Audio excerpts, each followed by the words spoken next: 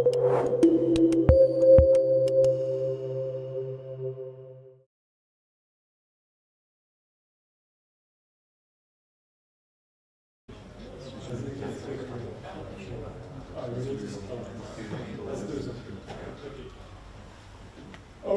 let's see if we can get going. So, fun to see so many people here. Still some interest in the SDK, which is cool. Right, so what am I going to be talking about?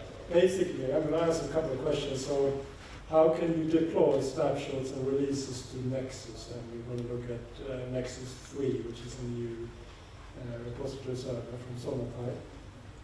While we do that, we're also going to look at how can you produce WAR files from your SDK projects. And when we do that, we're going to build a bit of a custom SDK project solution. So we're going to look at the number of things here, so it's quite a lot of talk.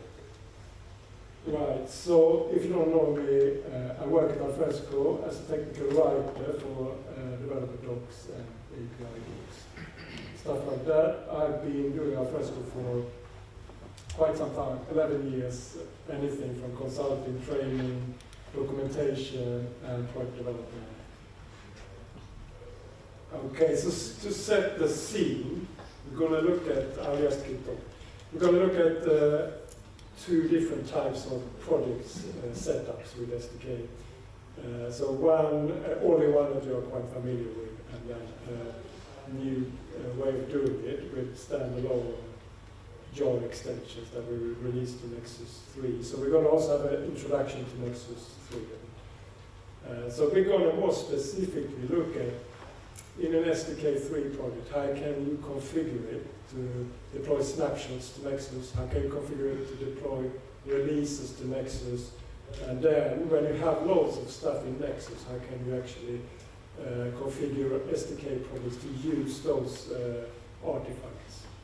When we do that, we're going to develop a new Parent POM, and we're going to see how we can also define an Aggregator project. So basically, how can we bring in all the extension jars that's in Nexus and build a WAR artifact by this project.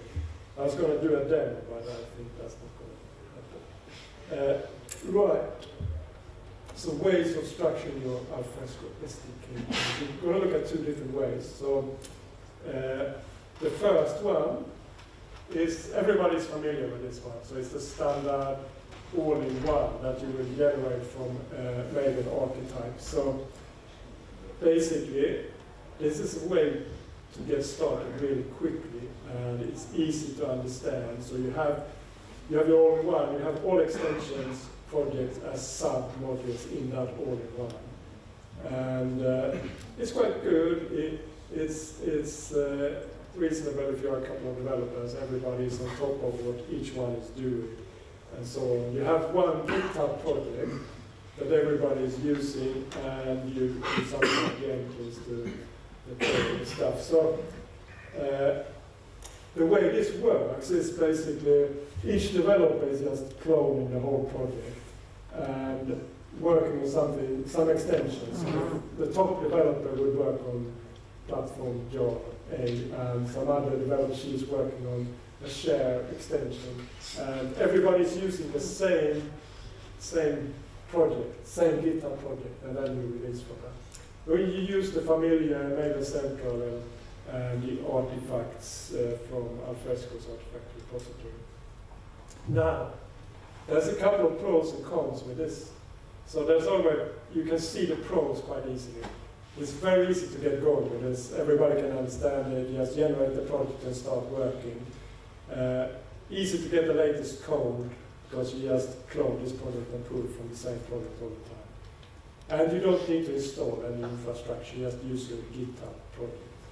However, most people using this is kind of ignoring versioning, and they will keep using snapshots.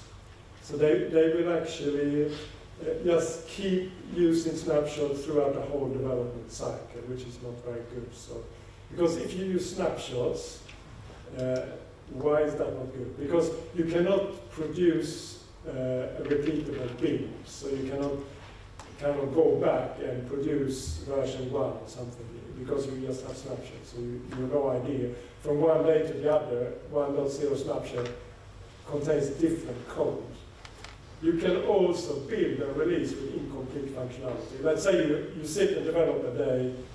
At the end of the day, you have stuff that compiles, but you don't want to lose it, so you just push it to GitHub. So that might just be a half implementation of a function or a feature. You would then, another developer could then just pull that and start building something that's not really completed or tested.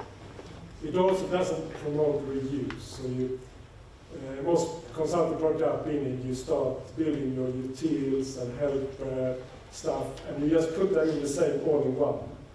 So you have all the stuff in all-in-one. And then when a project completes, you start a new all-in-one, and the same thing all over again with help and stuff. You might move the code over and just have the same code in different places. So it's not so much good for reuse. And if your project needs a third-party job that's not in Maven Central or anywhere else, you're going to have to install that in your local Maven repo. Every developer then needs to manage and install that in the local Maven repo, so you need to distribute that somehow. Now, we're going to look at another way of doing this, which you can see there. But basically, it's an all-in-one that is used as an aggregator, and then each extension has its own jar project. So there will be lots of projects in GitHub. Each extension project is released a version individually in Nexus, so you can keep track of exactly what you get when you download a version from Nexus. We're going to achieve this, we're going to create the Parent POM, and we're also going to create a new aggregator project. If you're familiar with SDK3, there is a Parent POM there, so we're going to do something simpler here.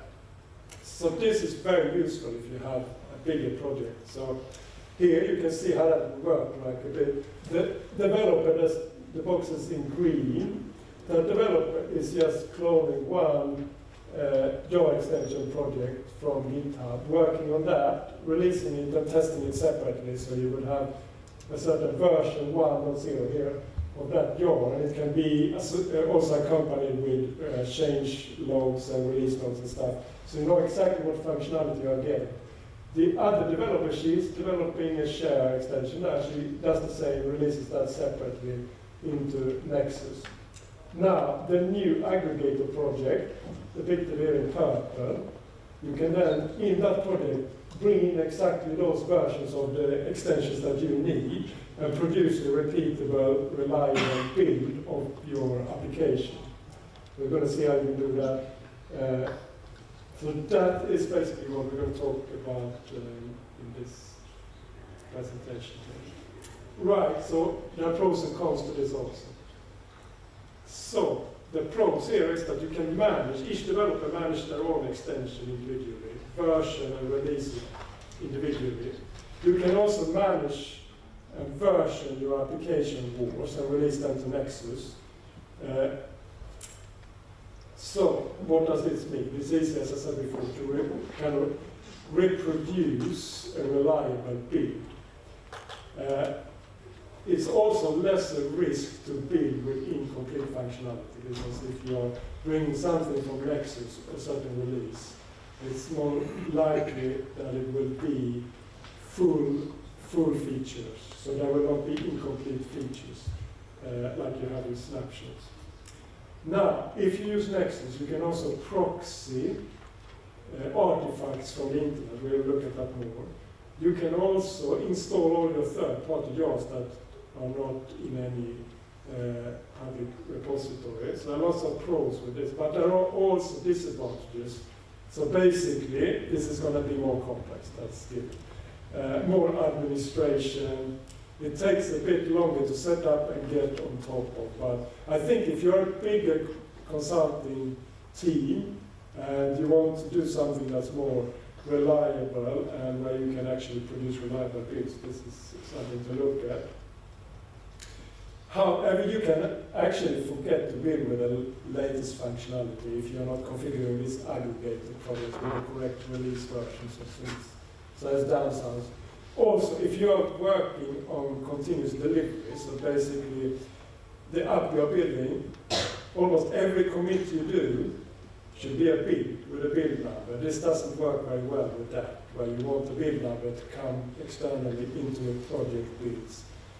Because Maven, you specify the fixed, the version numbers. I know newer Mavens has the possibility to have a variable version number, so you can use things like revision. You can have 1.0, and then you can have a variable revision that you can pass in to the build. But we're not doing that. Now, how do we set this up? So here's a little bit of a picture of how that would look like. So at the top, we have a parent POM. It's going to contain all the generic properties and stuff that we need for our project, pretty much as SDK3. We're going to have distribution management. What does that mean? It means we have information about where our Nexus repositories are, because that's the same for projects. We're going to have release plugins and deploy plugins. We're going to have profiles for doing releases. And we're going to have, if you can see it, an aggregator project. So that's just an all-in-one parent POM that extends the new parent POM. And it will have two new war POMs to produce the wars that we want to deploy. So basically what those guys are going to do is bring in all the released extensions using Maven war plugin to overlay those on the standard released wars and produce the customized wars and release them to the Nexus. Now, you might be wondering, how am I going to get on top of all this? I have a project here, a solution that is built up like the way I was talking about. So it's in my GitHub account, and there are projects. There is a POM, a parent POM, and there is an aggregator, and there's a track of extension jars called Platform and Share. I built a little publishing solution. So basically, you can also see how you can use naming conventions for your platform extensions. Like those -UI, they are obviously shared. So this is something, when you do a new project, you want to come to an agreement with how you will name your extensions and how you will release them. So now, Nexus 3, what is that? So everyone has used Nexus, and everyone is downloading from Nexus, so what's the deal? So Nexus 3 is a rewrite of Nexus 2. So basically they are thinking, okay, there's so many artifacts out there today that we need to keep in a repository. So Nexus 2 was very focused on Maven 2 artifacts. So they needed to come up with a new repo. So they kind of started from scratch, created something called Nexus 3.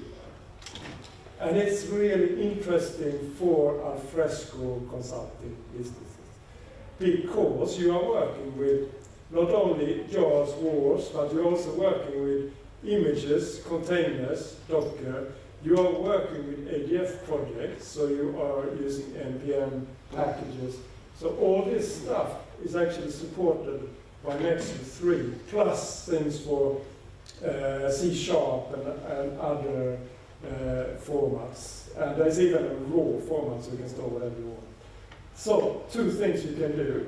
You can set up hosted repositories in Nexus, which is what we need to deploy our stuff. You can also set up proxy repository of different formats. So you can proxy NPM, Docker Hub, and all the Alfresco artifacts repository and Maven Central.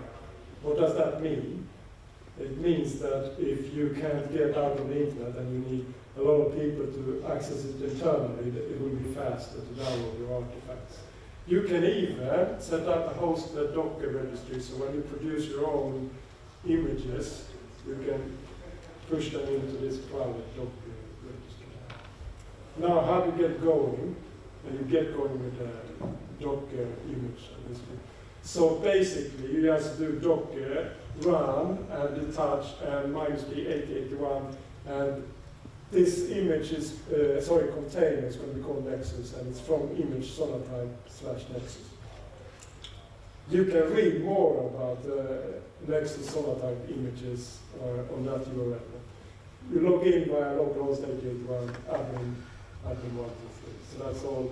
It's just one line to kick it off and get going.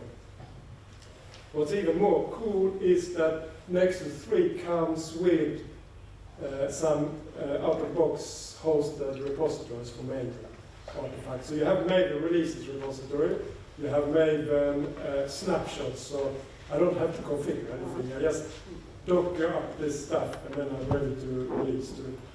There's also a group, Maven Public, that also takes into account Maven Central and those host and repos, so you can get everything under one URL from the SDK project. What's not there is a deployment user. What I did was just, this is the new UI, you can see sometimes. So I just created a deployment user and gave it a role here, nx deploy. You also need to create that role. So basically what you want the repository view all the create, read, update, delete. You can do that with a wildcard, and then you're ready to go.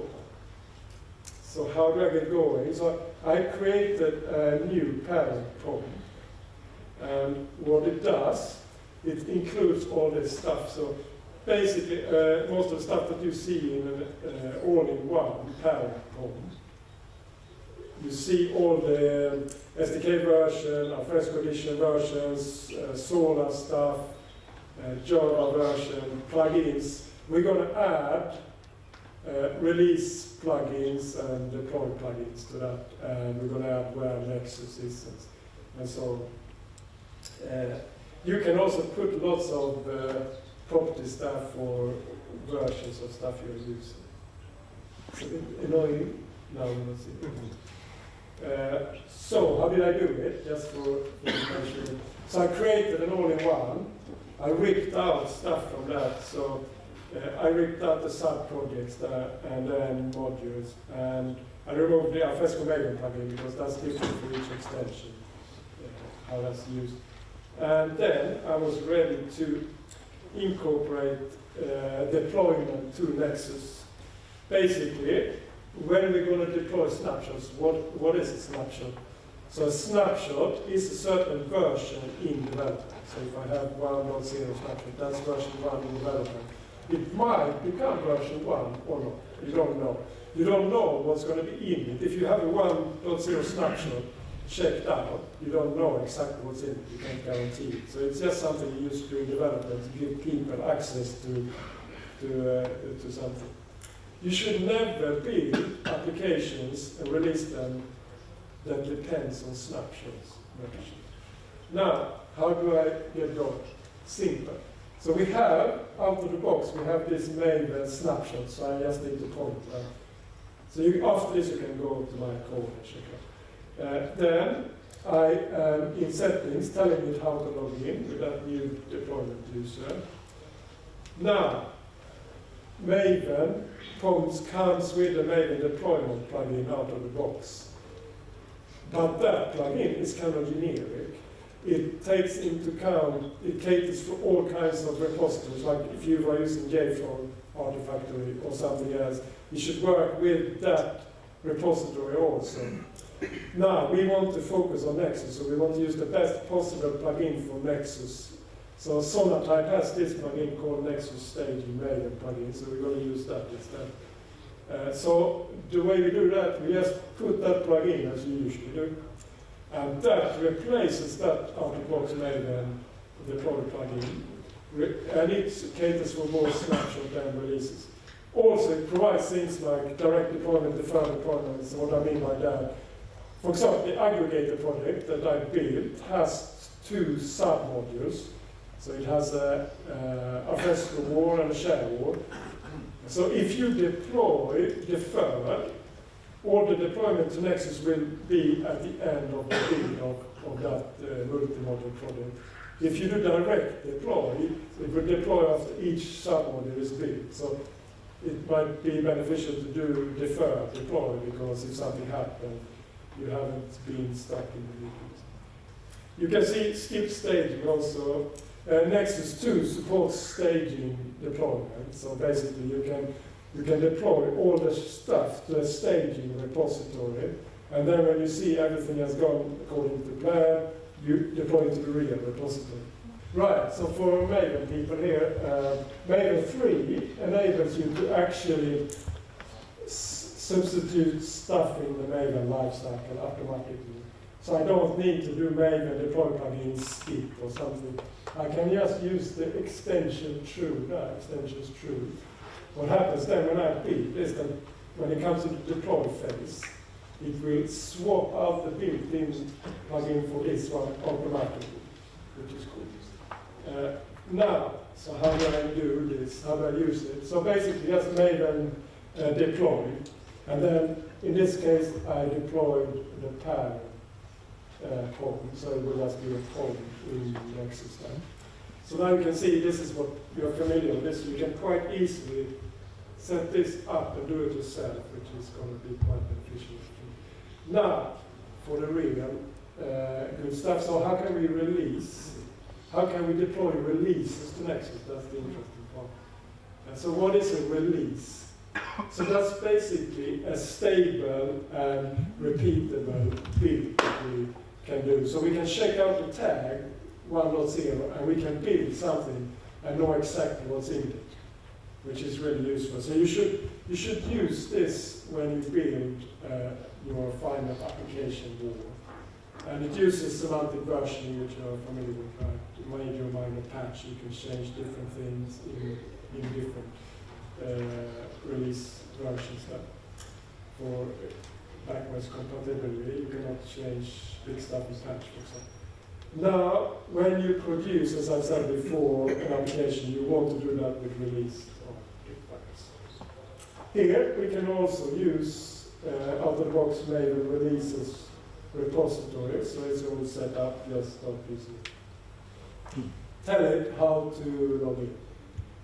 And an extra thing, when we do releases, it's going to create a tag in GitHub, and then the release plugin is going to check that code out under the tag down to the target checkout place and build. So we need to actually tell the release plugin where is the GitHub project. It needs to know about that. So that's what I'm doing here with the parent. And then we bring in this familiar Maven release plugin, which people are probably wrestling with a lot. I didn't have much problem with it, but it just worked straight up. Tag name format, you can specify how you want to tag GitHub. Here I'm just using v1.0, for example. Auto version submodules. So when I have my Aggregator project, it's going to have two submodules. I want those to have the same version as the parent, so I just say auto version those, so there's not questions for each submodules when I do a release. I then give it a release profile. Basically, that profile is going to contain plugins to deploy to Nexus, or whatever else I want to do. So to do that, I'm using again the Nexus staging Maven plugin, and that will release to Nexus. They will deploy releases to Nexus. You can see here some URL, you might be wondering what's that. So the idea is if you're using staging and stuff, you can configure URLs and server logins and stuff, but that's not used. You just need to have it. Now, how do you use this? You can start with this release clean. It's not technically necessary the first time you run it because it is clean from releases. But if you have released before or something and you just want to make sure everything is clean, it will drop any release.properties files and stuff for you. Then you want to do a prepare. So this is interesting. This is where it starts confusing people. So what does it do when we do a prepare? It does two things. First, it prepares a tag. So you will have one commit in GitHub that is the tag 1.0 if we are 1.0 snapshot. Then it will do another commit preparing for the next developer iteration. So you will have 1.1 snapshot.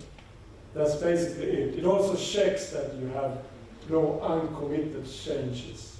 You can't start releasing if stuff is not committed. So that's basically it. So what you get then, it produces a release properties file which tells the next step in the release process where is the tag that I'm supposed to release. Now, so what do you get? In your project, after you've done prepare, you will, on the left side, you see two files. There you see a backup POM and the release properties. The release properties contains the tag, the GitHub location. And then you will have a new developer iteration, 1.1 snapshot. In GitHub, you will see the two commits I was talking about. First, the commit for the tag, and then commit for the new developer iteration. And you see the tag there. So now, the next step actually takes that tag code, checks it out. If you look in the project /target/checkup or something like that, it's going to be in there and build it. And then it's using the release plugin, the Nexus staging plugin, to push that release version to Nexus. So you can see on the next slide here now, you have a released version in Nexus. Now, so you start building up, everyone starts working on extensions, parent POMs, and aggregates. Everyone's releasing to Nexus. How do you actually use this stuff from your project? So we're going to look at that. So first, we're going to have to bring in our parent POM. And we bring in a release version of 1.1 here in this case. Because this brings with us all kinds of property settings and plugins stuff, we can just wipe out properties in our SDK3 extension Java project. And then we can wipe out most of the plugins also, yes, the resource plugin and the Alfresco plugin. We need that because, for example, if a platform extension, I need to enable the platform, but I don't need the share. If I have a share, your extension is a different config and so forth. So I want to have that. Each project needs to tell the release plugin and stuff, where is the source code, as we said before. So that needs to go in each project. Now for a tweak. By extending the parent POM release version, the project needs to know where is this release version. It is in Nexus. I need to tell it, there's no way around this that I know.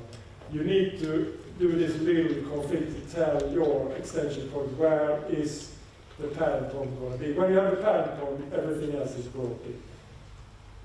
Now, when you do releases and stuff, if you develop a Java extension, it's going to release source code, Java docs, and the actual artifact, Java. So when it does the release build, it's going to run this Maven Java plugin.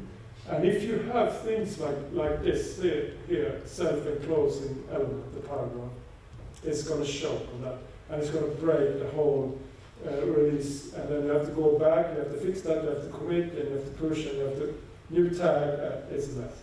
So you can check that that's okay before you start the release.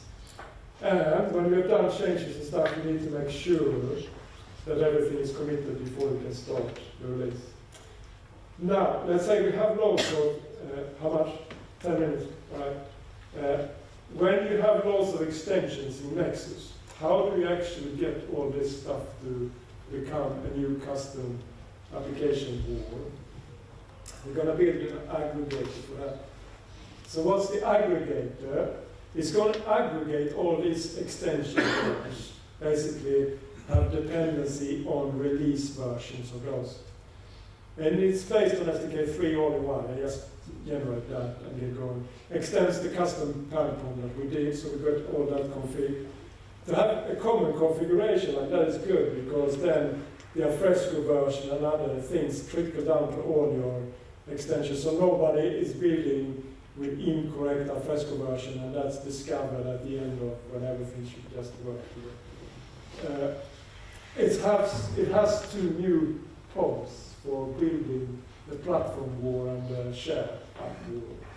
Now, how did I build it? I just generated an all-in-one and started cutting out stuff from it. And then extending the custom Parent POM that we built. I updated the Maven plugin here to depend on all the platform and share extension jars, so I can actually run it like I used to. But I'm running a release version here now. I define where the local Nexus is as well to get to the Parent POM. So this looks something like this. So I define all for the Alfresco Maven plugin, I depend on release versions for each extension. Same thing for share extensions. And then I can just do ./run, and it will bring all this up with a specific release, reproducible release. Now, so how do I do the war POMs? I actually looked a bit at how this is in SDK3 too, so you can actually, if you're familiar with that, it's very simple. It's just in dependencies. I will have a list of jar dependencies to release versions. They need to be there. Then there's overlay, where I overlay each one of these extensions. It's not here, but I can show you. And they are jar overlays, so they're just going to be overlaid into the wall. So that's quite simple to do.